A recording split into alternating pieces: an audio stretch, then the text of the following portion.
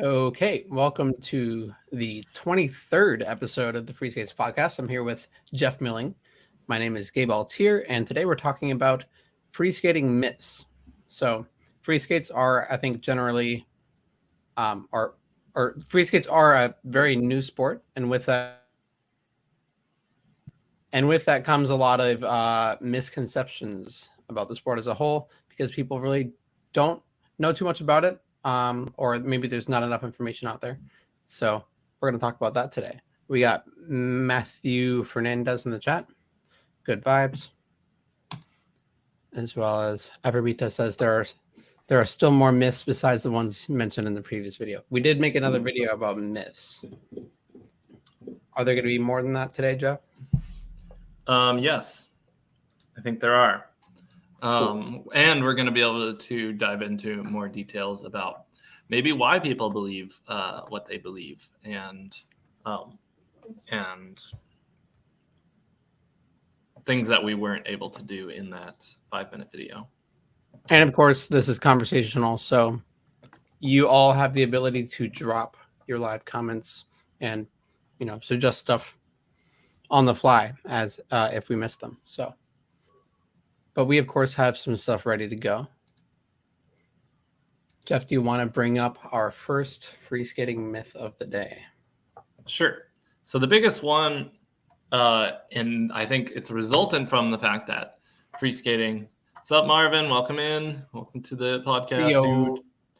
I think the biggest myth coming from the fact that freeskates are still quite a niche sport and not seen very often is that freeskating is difficult, if not impossible, to learn. When in reality, it is actually, pretty average to learn to freeskate, like, believe it or not.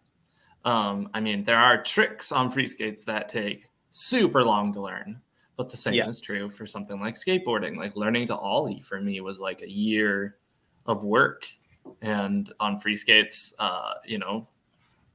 I was doing things that would take a year of practice, like 360s and infinite spins. But learning to freeskate is the thing that is very frequently overestimated. And that's it's probably sort of like the circus effect, where it's like, oh my gosh, this person is doing something crazy and I've never seen that before.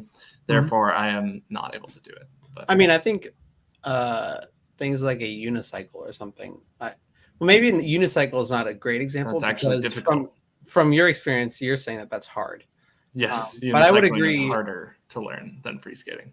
I would relate to the whole freeskating being average thing and comparing it to skateboarding because I've never tried skateboarding. And I think that's because I'm afraid of it. Like the first. I wouldn't say you've never tried freeskating. What's that? I wouldn't say you've never tried freeskating. Is that what I said? I would say that you haven't given, freeskating. Sorry. I would say that you haven't given skateboarding much time and effort. Yeah, no, I haven't. And I think that's because, like, when you look at skateboarding progression, typically, like, the goal is to ollie, like you said. Like, that's, like, the first, like, you've done something. Mm-hmm. And for free skaters, that's, like, you've learned to pump. Mm-hmm. And both take an insane amount of, like, persistence and determination, and you got to want it. And I would almost say more so for the ollie, because most people, I feel like, don't learn that on day one. Or even maybe day two. It'll take like a week, 2 weeks, something like that. Sometimes even a couple months for someone to land their first ollie. You've never learned to ollie, but for me, I was a kid, and I was just doing it on my own. Like, I wasn't being taught by anyone, but like, it took me months, if not a year, to learn to ollie. So it's all relative. Gemini Dragon says unicycle, easy peasy. Welcome to the chat, Gemini Dragon. Thank you for being here. Marvin says that potentially skateboarders can pick up freeskating easier. Well, there's a pros and cons. Yeah, that's another myth, I guess. Right? Like, right. You must know how to skateboard. You can do that because you skateboard. Or I'm a skateboarder, so I'd probably be able to pick that up pretty easily. Mm-hmm. Yeah, that would be. There's pros and cons to it, yes. basically. Like pros are on skateboard, you're used to having to commit to things, learning to commit. If you've never ridden any kind of wheel devices, it's really tough to just like send yourself. Yeah.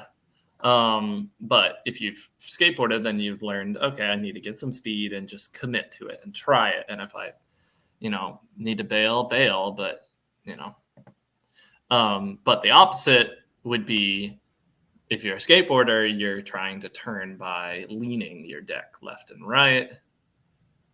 When Freeskates, that's actually going to hurt you. You have to actively fight that habit.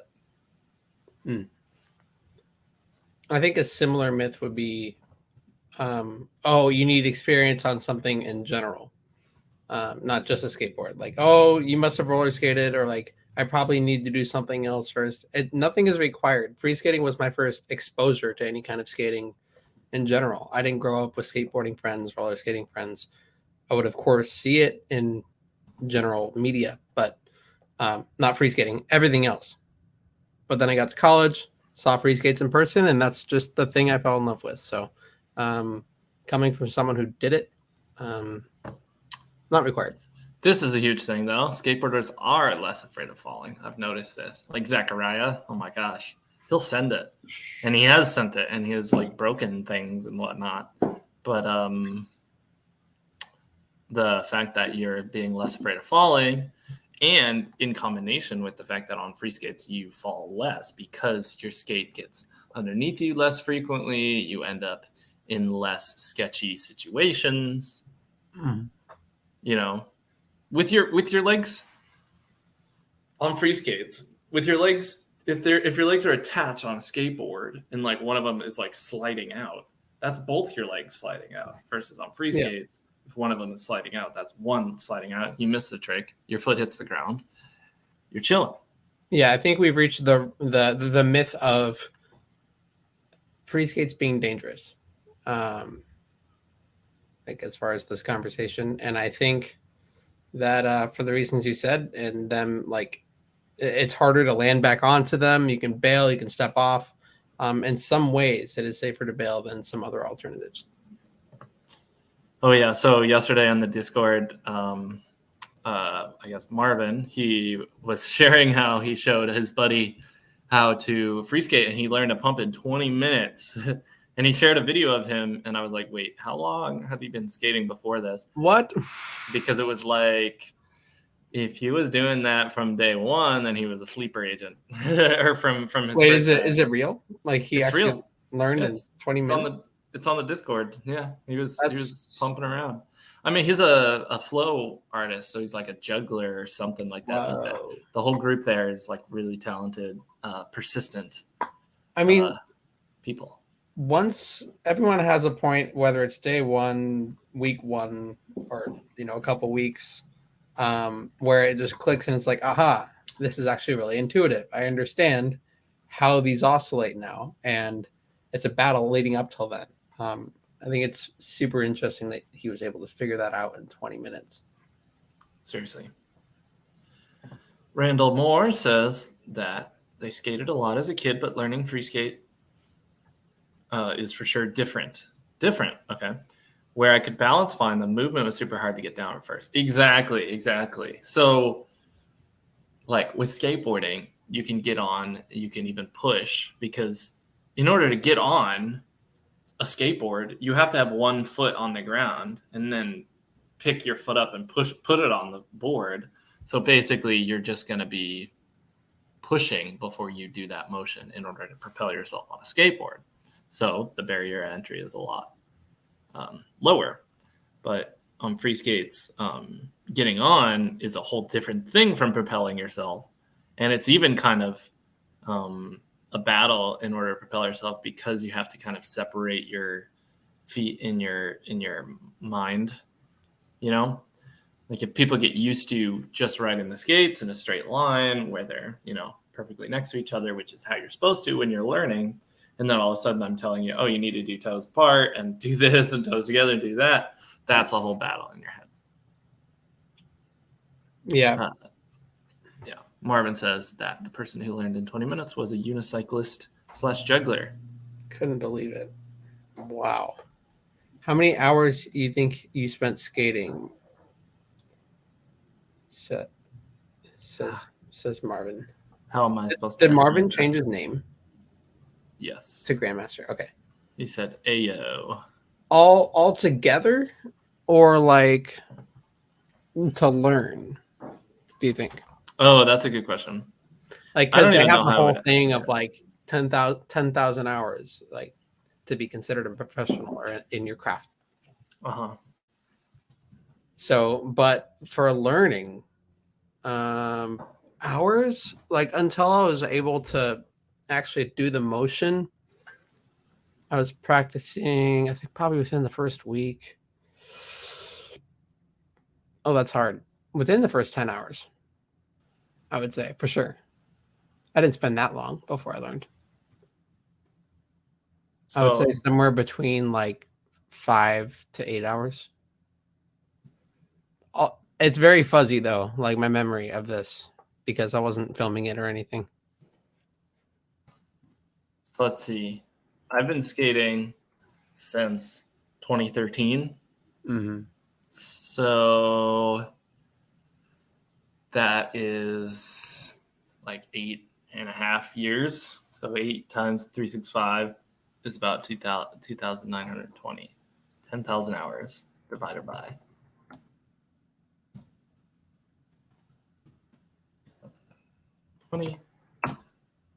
3 hours a day.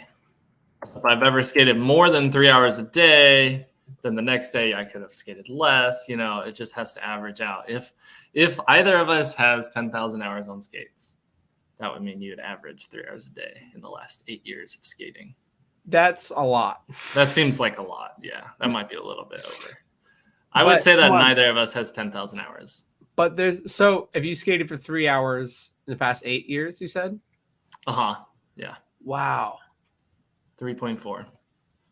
But so someone like June has been skating since probably earlier free line days, or since 2009, right? Like 13 years or so. Still, she would have to be skating. She probably has it. But she's if she. Oh wait, that's 1,000 times. Yeah, so if she averaged 2.1 hours a day, then she would get 10,000 hours. I feel like probably pretty close. Okay, so here's a question I can answer. How long have you guys started learning how to spin or one foot? I don't remember when I started learning how to one foot, but definitely spin. It was at least a year, which is ridiculous because we have people coming to our weekly meetups and they will learn how to pump. And then they're immediately like, okay, now I'm learning how to switch and then learning how to spin within like 6 months. Or, I mean, if you're a prodigal child like Jaren or some of the others, you're going to be learning even less. But Jaren's making crazy progress. Yes. But like, I learned after a year, and that was because I didn't have any other people I was skating with that were doing anything crazy. Yeah, for me, the 1 foot part, I uploaded a video about riding 1 foot on September 11th, 2018. So 3.5 years ago. And that was like when I'm trying to do quick math here. So let's just say it's 3.5. I've started free skating 5 years ago. So about 1.5 years into free skating is when I like actually went for that. So, you know, it's not entirely necessary, but I was just focused on riding before that. Me and Gemini got 5 months to go. So you've been riding for 7 months. To a year. Yeah, I mean, don't rush. Like, free skating is about enjoyment, and if you're enjoying yourself and going out every day, then it's going to motivate you to go out every day and keep improving. And it's like hard to not improve if you're skating all the time. BS0 man, you are awesome. Yo, thank you. I know this username, but I don't know. I see cones. I think. What do you see? Oh, cones. Oh, yeah. I mean, I could look him up on Instagram. I know this person. I talked to James Picasso. Oh, he's an ambassador. Oh, sweet. Michael, I think he's an ambassador. I talked to James Picasso watching his timestamp ambassador? close to 1 year before he started spinning. Winning timestamp was close to 1 year before he started spinning. Yeah, similar. Coach James. Wasn't it November of 2020 that he started? I think. Wait, we've only been riding for 1 month? Jeez. So you want to learn spins in 6 months? 6 months? Oh, so Marvin, you're really new. I didn't know that. I guess I had assumed you had been riding for longer than that. Yeah, Marvin is the latest development in Phoenix, Arizona. Oh, dope! You're not even far. You should just my hometown. Yeah, you should drive just down. Run down and take the 8 over to. It's not a bad drive. If I remember that right, yeah, it's not that bad. That was like last stop in my cross the country road trip to move here. I do that trip all the time when I'm seeing fam. It's dope. It's a hot journey through the mountains there. Yeah. What are we spinning now? Don't we all? Okay, so we talked about people assuming that Freeskates are difficult or dangerous because they don't see them around very much. Sweet, Marvin's going to come in October. Good idea. Oh, dope. You might want to come in like July when you can escape the 900-degree temperatures of Phoenix. Yeah. Another myth that hurts a little inside when I hear it, but is said from time to time is that Freeskates are useless. Mm-hmm. Which I don't know if I'd go as far to say they're useless. Maybe they're not useful for the particular person's application, but there are so many different applications for Freeskates. And I think we, assuming we're all Freeskaters in here, know that. Just off the top of my head, there's the transportation, exercise, leisure, general challenge. I think where useless comes from is people who already skate of some sort. Like it might be those people who comment on our TikTok saying just get a skateboard. Because if you're a skateboarder, you've already figured out how to ride your skateboard pretty much anywhere. You've figured out how to carry your skateboard when you can't ride it and blah, blah, blah, blah. So they're not get that. Exactly. So they're not really useful for you. But if you're tired of carrying your skateboard around and you want something more portable. Exactly. So there's different angles to look at it. It's like if a rollerblader, it's like, oh, I take my blades everywhere. Why would I need Freeskates? It's like you wouldn't be spending the time swapping boots, swapping shoes, and retying stuff, which is something I'm trying to get familiar with roller skating. So Gemini has a question. Do you ever get tired of people comparing Freeskates to the ripstick? I had a journey with the Freeskates are like ripsticks, and that was I used to think like it was totally wrong, 100% wrong. Like Freeskates are nothing like ripstick, but really, I mean, I think if you like back up and blur your eyes and whatnot and look at the motion of freeskating, just like crank the blur slider to the max and just be like, these kind of look the same. Yeah. Then it's like it's the wiggle, But Freeskates wiggle. If you look at it from a free skater, you can tell immediately whether or not they're riding Freeskates versus a ripstick, because a ripstick you're like attached together, and it's similar like when you have a snakeboard. The wiggle is like a lot more limited. With Freeskates, it's a lot more. I would say you have ripstick. It's like a stiff wiggle. You're like, like yeah. And then like next step up is snakeboard, where you do have that similar motion of freeskating now, where you're actually pivoting your feet, but you're still on the same board. So you couldn't really only pivot this one or only pivot this one, right? Yeah, no, you could. You could with snakeboard. Oh, you could. Yeah. Okay. But the thing about the snakeboard is you have a max angle. Maxing. Okay. Like you couldn't stand on a snakeboard 90 degrees. Uh-huh. Well, then of course, regardless, then Freeskates at the top, you have, the best of all of that, which is complete freedom. So there's a spectrum there. And of course, Ripstick and Freeskates have some similarities down to the fact that they have wheels like a skateboard does. Like there's similarities and differences all over the place. Yeah. Ripstick also has that angle limitations. Like because the wheel is like on this like angle, that's like forcing it into like, the reason why the ripstick works basically. That's also an angle limitation. So both Snakeboard and Ripsticks have an angle limitation versus Freeskates don't, which changes like kind of how you can ride. And also on Freeskates, you can like separate your legs and stuff, although you really don't need to when you're pumping. Mm-hmm. Yeah, as a social media dude for JMK, I do see, especially on TikTok, the Ripstick comment all the time. I can't blame the 12 to 15 or maybe 8-year-olds that comment that, because it's what they know. They probably have a Ripstick in their garage, and it's all they know how to ride, and it's the closest thing they compare it to because they see the back and forth motion. But as the person who's running the account, I have to find a way to keep responding to all of these and have some sort of creativity with my answers, because it kind of just gets old after a while.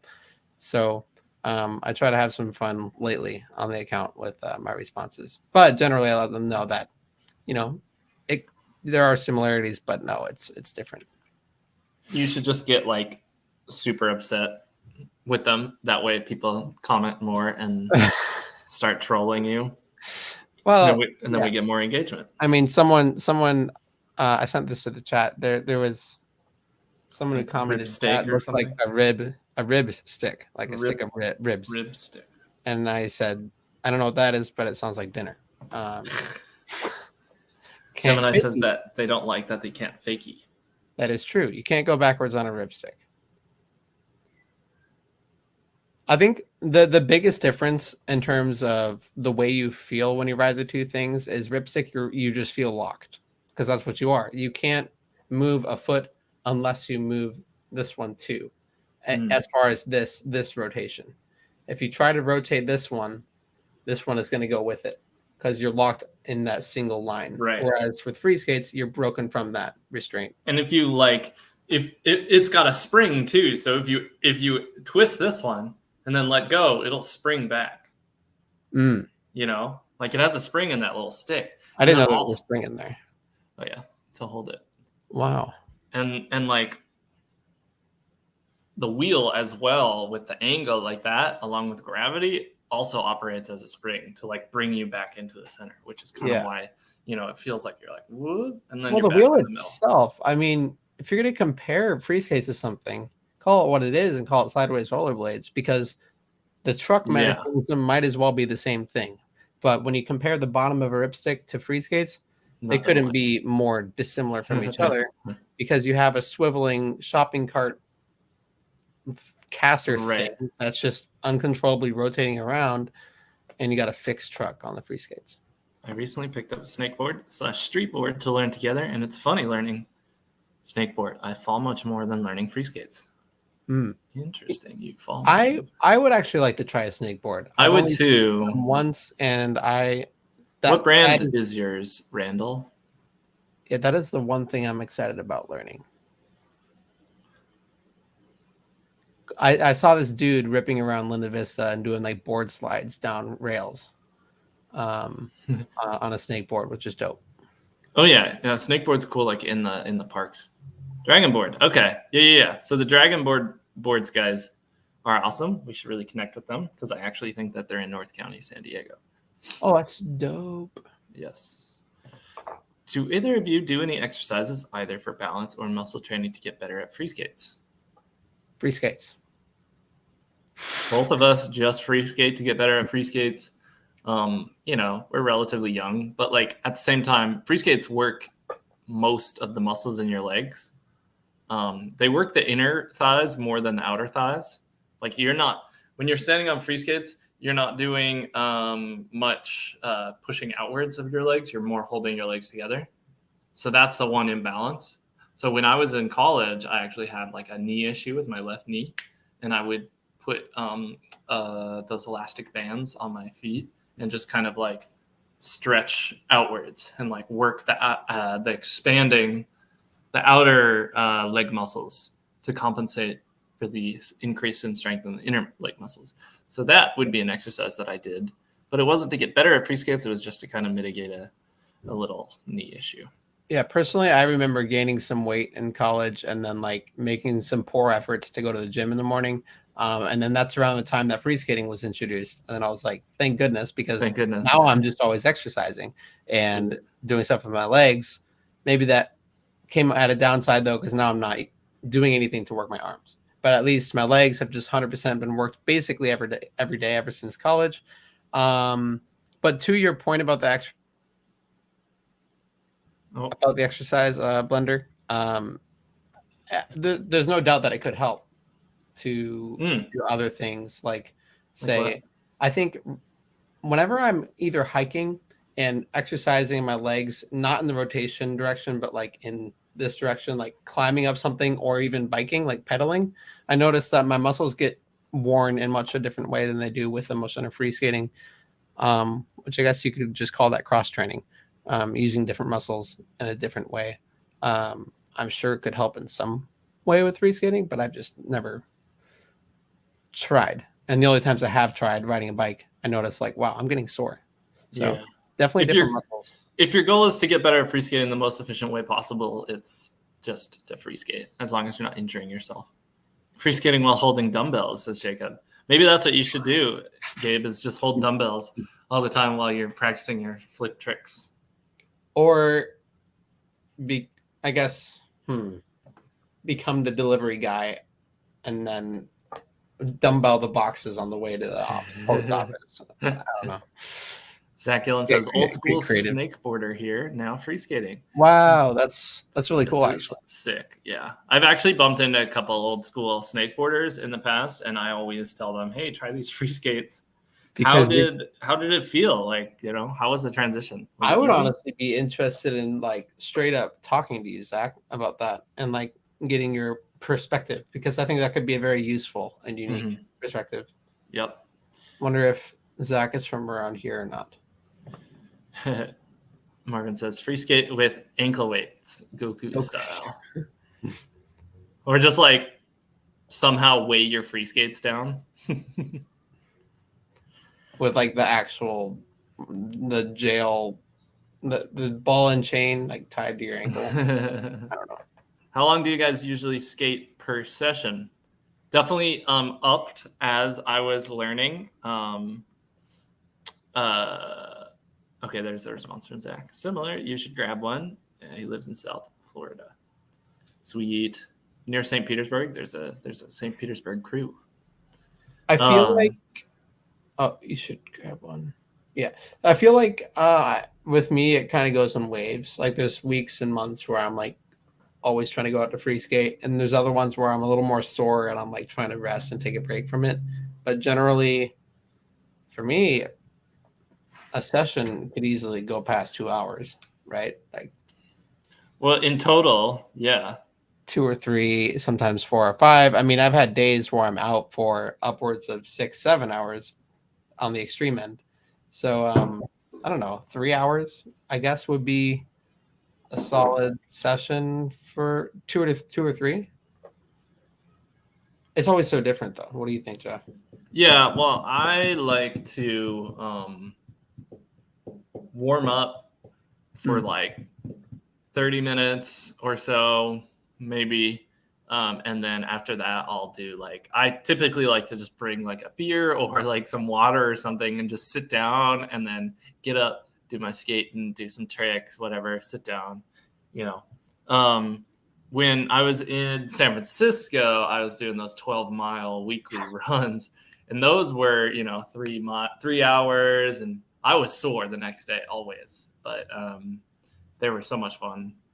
And what I learned about that is and I talked about this in the distance free skating video, is when you start your ankle or your arches hurt. And then if you take a break, relax, let your muscles relax, they tend to not start hurting again. So after you get over that certain point where your arches hurt, then you're kind of good to go for a lot more time.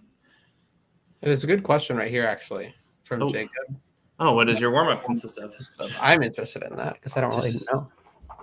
Just skating. I like to do laps around, like Balboa Park is my go-to spot, and it has a really nice circular route, and I'll just put on some jams and go really fast. That's my warm-up. And then, so you're warming up to do those more precise or like specific tricks? Yeah, I mean, you need to warm your muscles up, like, to get, comfortable. I don't really know how warming up works. I mean, obviously, yeah, it helps. It makes sense. I think it's more about your leg muscles. You got to keep the like oxygen going to your leg muscles and stuff like that.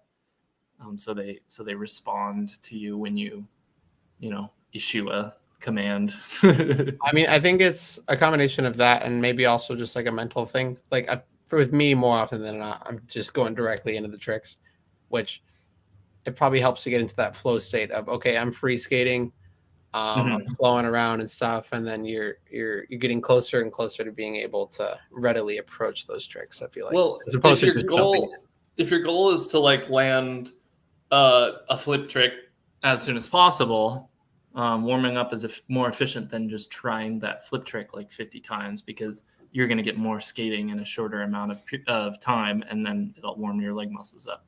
And then on the trick end of things, you could do Jeff's warm-up as well as warm-ups for the trick, that being like stationary. Oh, yeah. So like if you're doing a kickflip switch it, it's useful to do a kickflip and a switch it, and you can kind of break it down into its constituent parts. Or just do the thing where I don't know where my free skates went, but you're using only one free skate and you're doing a flip back and forth. In the case of a flip change, like a flip switch it, like you got your skate over here, you flip it over to here, flip it over to here, just flip it back and forth in between your legs before you grab that other skate. That's what I do if I'm ever frustrated and the flip just is not working out.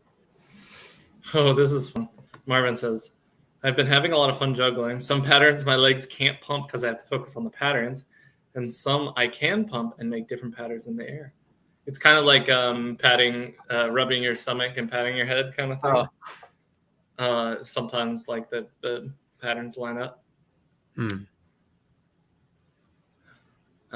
you guys ever race and clock and time each other? That would be a good idea to time it. We do race. We do race, but not so seriously as to like time it, clock it, and measure and stuff. Right. But we could.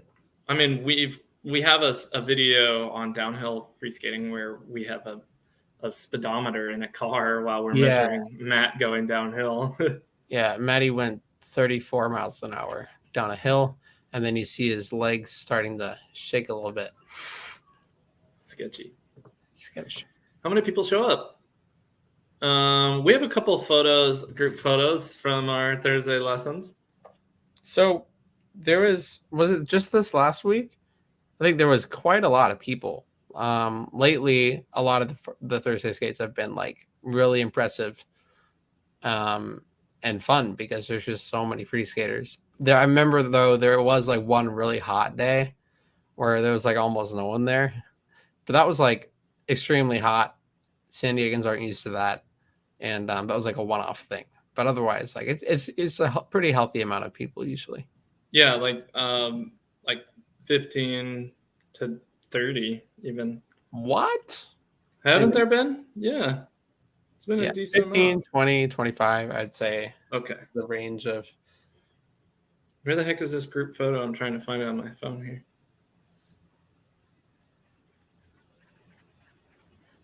The obstacle course, multiplayer.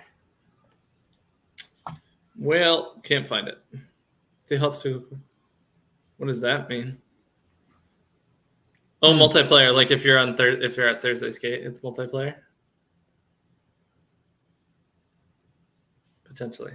I'm not sure.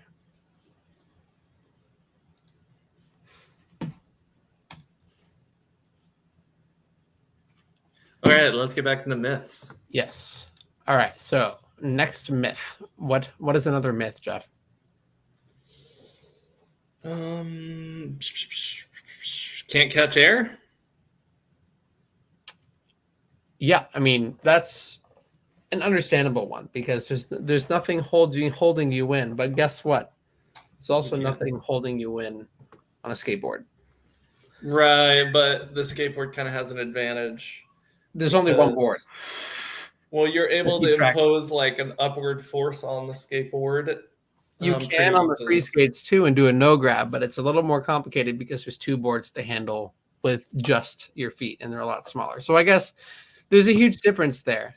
But to say that it's not possible is a myth. There are videos of people doing both no grabs, and I mean, me and Jeff both do no grabs to an extent. Yeah, they're pretty tricky.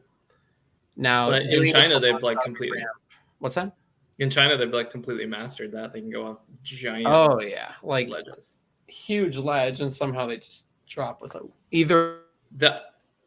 Oh, you froze. Either without grabbing it or by grabbing it. I mean, there's no grab and early grab. It's the two different methods. Like the idea of getting air on Freeskates is you ride off the ledge, and as you're riding off, like let's say this is your Freeskate, you got two wheels here. As you're riding off, you take the weight off, and then once you're over, you put the weight on. Because if you keep the weight on the whole time, as you're riding off, it'll rotate and you'll flip. The skate will flip out. But you want to keep the skate traveling in its momentum, and then slam it down. And they can do that like crazy tall ledges. It's really impressive. I guess I can, in honor of free skate legend Isamu Yamamoto, because it's his birthday today. Pull up the 3 block. Like the San Francisco 3 block or something like that. San Francisco. Oh, well, there's that too. I could try and find that after, but before that, right, because I have that video too. But I'm going to share something different first, and that's something we posted on Instagram, which is, I don't know why I went to his profile. Can you see it right now, though? Yes. Cool. So here on Instagram, we have this video that he spent forever trying to get. Oh, this is an early grab, though. But it's catching air out of one bowl into the next. It's definitely catching air. That's awesome. Which is definitely like, you know, obviously this is a pro. Obviously, basically, I don't think anybody else has done this exact thing, but these are things that are possible, and that's like probably the most extreme end. And then I can try and while we discuss some other things, look for that other clip. Jacob says, I haven't seen two free skaters crash yet. Jacob, have you seen two people hug? Because that's what two free skaters crashing looks like. If you're not at max speed, basically you just bail, you just kick your skates out here and you grab onto each other so you don't fall over. I try to avoid this as much as possible, but if I end up hitting or like about to hit someone who is like on a sidewalk or something like that, it really is just ditch the skates, grab hold of the person, you know, try not to go down together. Yeah, exactly. Try not to go down. If you do go down, you know, yeah, basically. So that's what two free skaters crashing looks like. You know, I think you can see skateboarders crashing with like scooter kids, and they'll like pick up the kid. That's hilarious because they're like a third of the size, so they can just literally go like this and be like, all right, I'm gonna place you over here, stay out of the way. Right. That's definitely a benefit of free skating because you're not attached. I mean, roller skaters and rollerbladers, if they collide, that can be pretty sketch. Yeah. So and this is off topic, but I see we have 14 people in here. If all of you guys, if you're enjoying the stream, could hit like, that would very much be appreciated. Don't forget to like the video. Thank you, guys. Hope you guys are enjoying the stream and finding some entertainment out of it. Feel free to ask any questions. Other than that, we're going to continue with more myth busting. I saw a funny myth today in the comments on our Instagram, as well as we made a TikTok about it this morning, which is that free skates are free in the sense that they Oh. cost no money. Nice. That's more of a joke of a myth and not like a real one. But that is a genuine question that for some reason we get more than we should on our socials. Can I have those for free? Oh, you called them Freeskates, so can I have it free? Oh, so clever. So Free. There's this thing in the nerdy tech world called free software, and the saying there is that it's free as in freedom, not free as in beer, because the idea of free software is that it is like free in the sense that you can use it for whatever, and it's more liberties, I guess, rather than free as in beer in the sense that you're just like, oh, you don't have to pay for it. I see. Free as in freedom. Yep, I beat you, Jacob. Free as in freedom. Should we call them freedom skates? Freedom skates. I don't know if we should do that. And then all of them will be hydro dipped in like American flags, just like freedom of skate. Anyways, do you guys ride in the indoor skating rink much? No, we live in San Diego. We have amazing weather here, and we don't have to. Also, Skate World doesn't really like them. Yeah, it's hard to find a rink that's that will accept them and accept the real liability concern of a skate coming out in front of a roller skater. Well, actually, I would dispute that, because there are several people both on Global Free Skaters Facebook group and the Discord that post about them going to their rinks. And I think, when you have like a place that is snowy and rainy and gray, the rinks are kind of more of a necessity. It's like a whole community thing, versus like here in San Diego, the rink is very much a business. You go there for like lessons or a specific night. You have to pay to enter. It's a lot more serious out here. It's a lot more serious. But like I said, other people have had success going in an indoor skating rink. I think you can take one of two techniques. You can either just try to not get noticed, because honestly, people will not notice a lot of things. Like as long as you don't lose. If anything, they're just gonna look at you and just be confused. That's most of the time. Or you can just try and ask for permission or something like that. But don't do any tricks. Yeah, don't do any tricks, because the skates are honestly like heat seeking. Typically, I notice that when I have a skate that you let go, when I have a skate that I let go, it like follows this arc, and people who are not familiar with free skates don't expect it to follow that arc. So they're like trying to turn away from the skate, and the skate is turning towards them, and it really feels like they're heat seeking and taking out roller skaters at all. I would say there's an argument of, typically whenever I've seen a roller skate hit a free skate, it usually doesn't stop the roller skate, but it kind of moves the free skate out of the way or something. But at the same time, the roller skater isn't familiar, so they don't always know exactly what to do. Maybe they see it at the last second, catches them off guard, and they wipe out. So like, there's a lot of different concerns for letting it go. So if you do go to the rink, be aware. Okay, and then now we are moving on to talking about ice free skates. Ooh.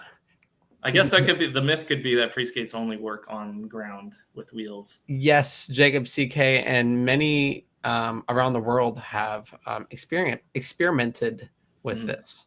One of our longtime community members, Brett, the dreadlock free skate on ice guy. Brett Darby Price, he started his company, and I don't know if they're still making skates or whatnot, but he makes freeze skates. He makes ice free skates, which is it's cool. His design's cool because it has two blades rather than one, and honestly, I don't know if that's better or worse. And then sponsored rider for JMK, Jack Napek, up in Minnesota. Obviously, if you're familiar with Minnesotans, you know that you're basically required to grow up a hockey player or ice skater, or it's just a thing that's ingrained. So naturally, being a free skater, Jack was like, Let me get some. I don't know if he ordered them from overseas or created his own in some way, but either way. Are they not Freeskates? I don't think they are. I think Jack said he wanted to try his out. But regardless, that there's some cool possibilities with those. They're just depending on the sharpness of the blade, I guess there could be a safety concern of it landing For sure, side up and then falling onto it, which doesn't Right. exist really with normal ice skating, which you're supposed to be strapped in. So right. But you can still cut people's fingers off. And with your foot weird, face up. Well, if someone else falls and you're skating, But yeah, and that's also why it's mind blowing to see Brett he has like toe shoes that are like minimalist shoes, and he's riding these like sharp blades, which is Okay, Michael asks, smooth talking gets you into skating rinks. I skate all the time with Freeskates and rinks up here in Seattle. That is awesome. Nice. Because Seattle gets rainy and gray, and I'm sure like it sucks. And so it's cool that they let you skate around up there. Like, if there's no reason not to, like, I don't see why they have to be, default. Against it. I'm sure it just depends on the person and the owner, but I'm curious to hear what kind of reactions you get up there. Do you get a lot of people coming up to you about the Freeskates? Let us know. It reminds me of when snowboarding was invented on the mountains. They kept being banned because skiers were like, snowboarders are delinquents and they're scraping all the snow off of the hill. And if you are a bad snowboarder, you can scrape a good volume of snow off of the hill, which is not good for the hill. But like in general, it was mostly about just a new thing, and therefore, Desi Marcel, welcome to the chat. All right, you don't happen to be Portland, Desi, do you? Yeah, that's Desi. Oh, that is Desi? Awesome. Desi. Welcome to the chat, Desi. Good to see you. Unless I'm sorely mistaken, let me just edge guards and show them you are in control. They are normally okay with Freeskates on rinks. Nice. Yep.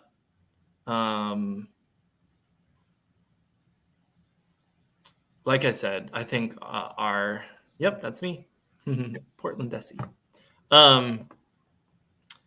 Like I said, I think Skate World is more of a business and more, they take themselves a little more seriously than rinks and other places, which are a lot more of like a community space.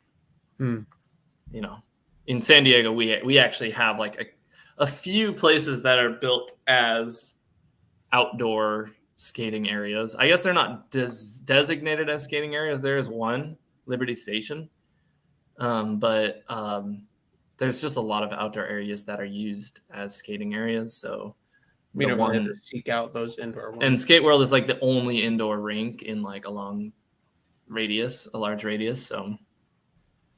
So yeah, we have a little bit of an exception here in San Diego. So should we do like another myth? Maybe like one final myth? A final myth.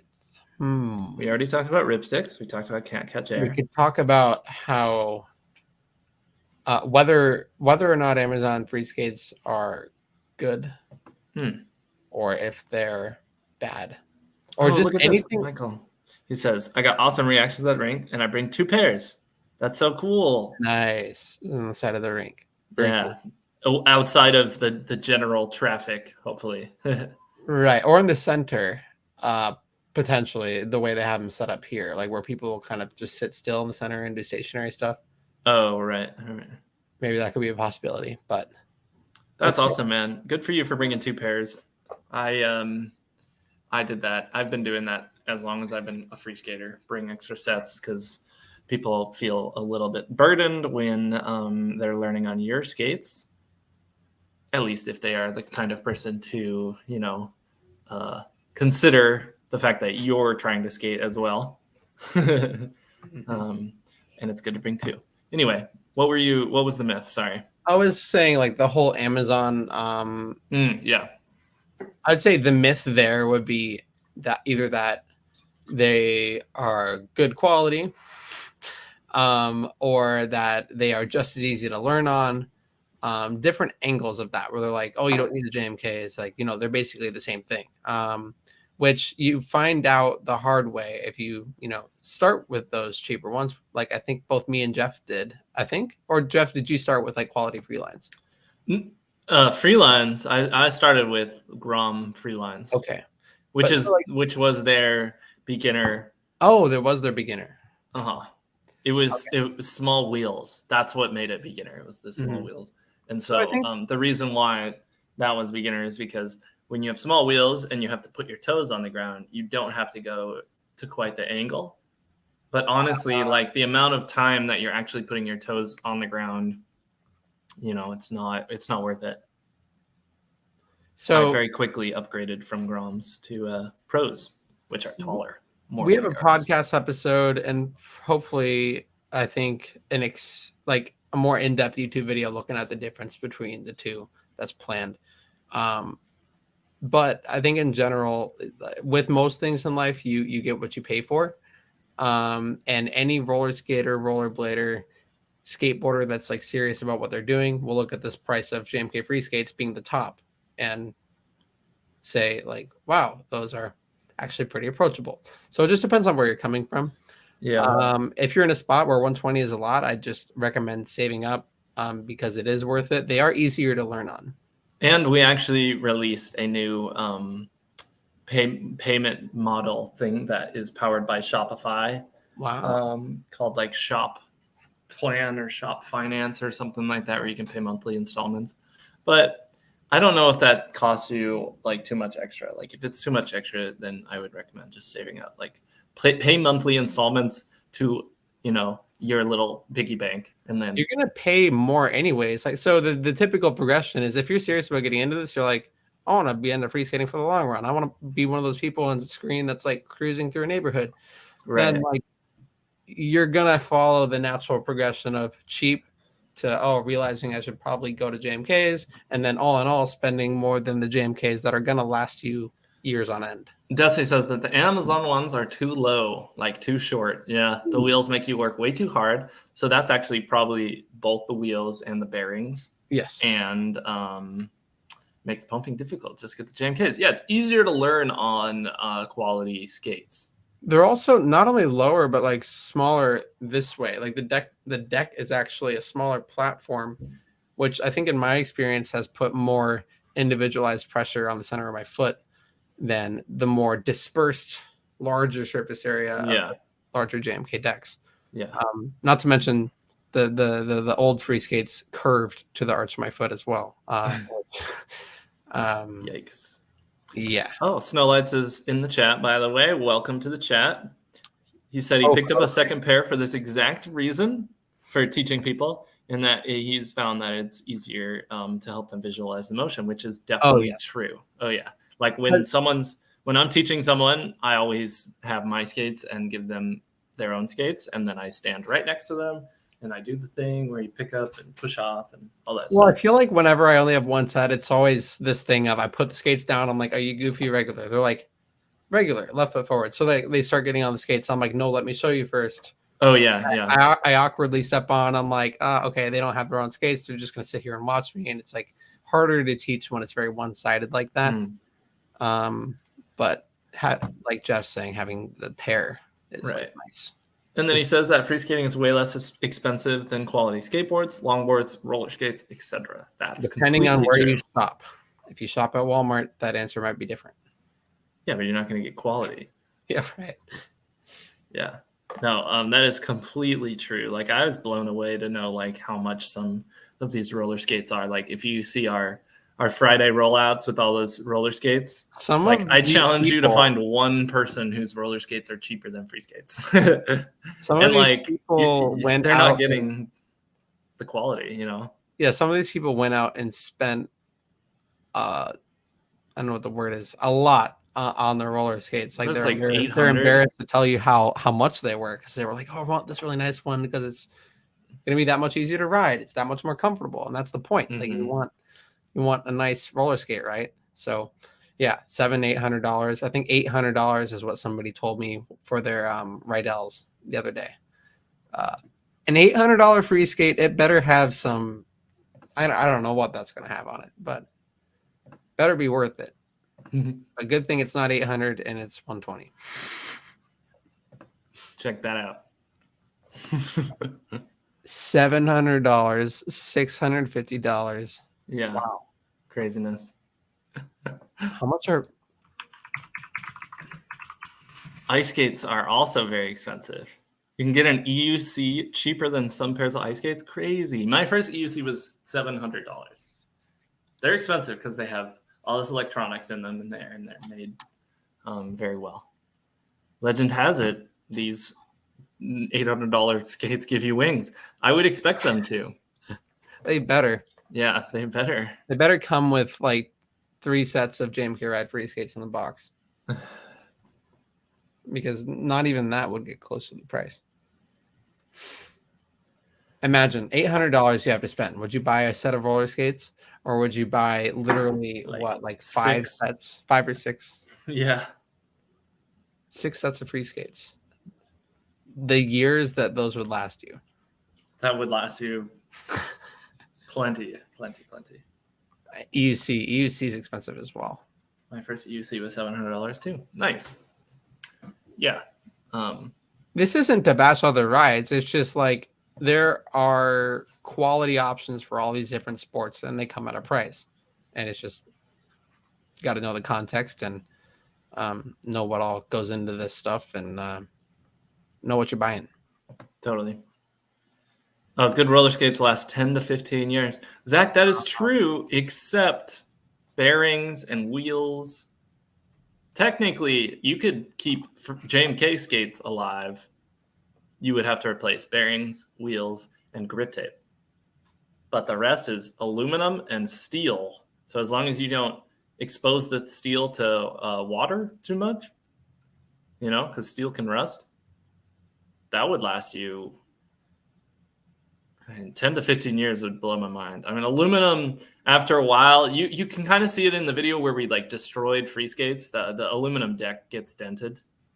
But another thing about Freeskates is you can replace each individual part, whereas roller skates is kind of right. As long as roller skates is after you've screwed up the anything that's attached to the actual boot, you kind of have to the leather, the materials and stuff.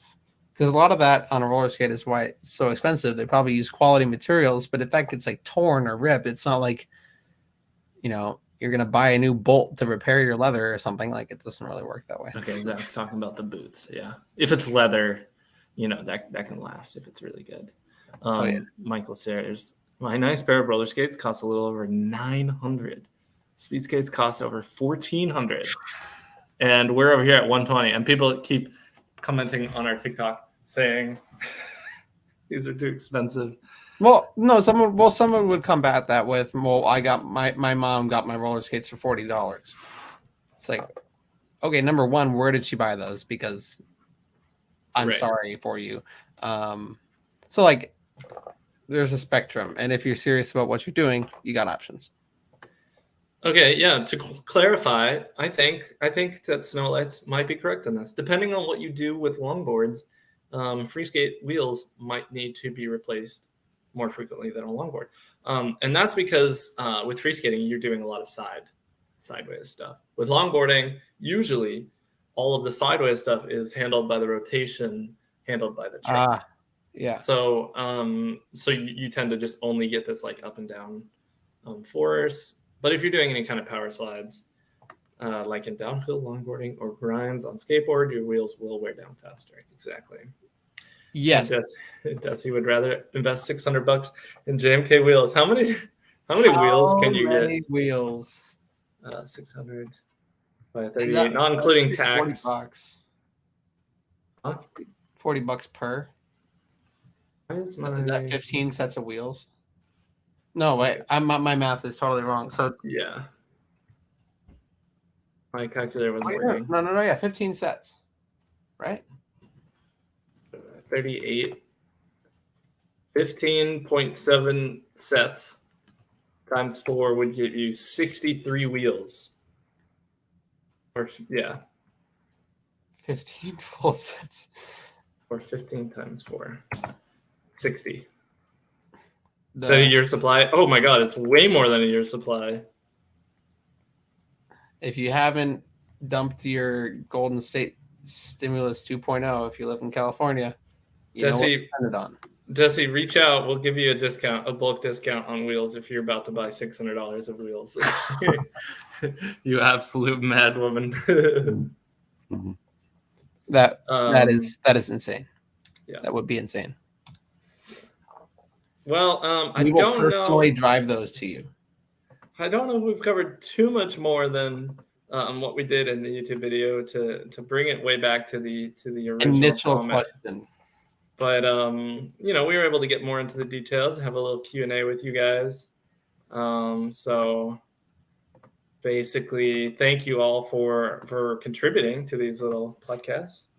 Leave a comment if you're watching in the after show or whatever or whatnot, and you made it all the way to the end for whatever reason. Look, Snowlight says he's talking about how his wheels wore in one specific direction because our grip sometimes has an up and down. Like, you can have the skate logo with the deck on top, or you can have the JMK where it's right side up. There's a myth. That is a myth, but yeah, that's true. But don't ride them the same. Right. You don't have to, and you shouldn't as well. Someone was saying they purposefully do it. Yeah. Which I think Snowlights, that's what it does. Snowlights is saying that he did it.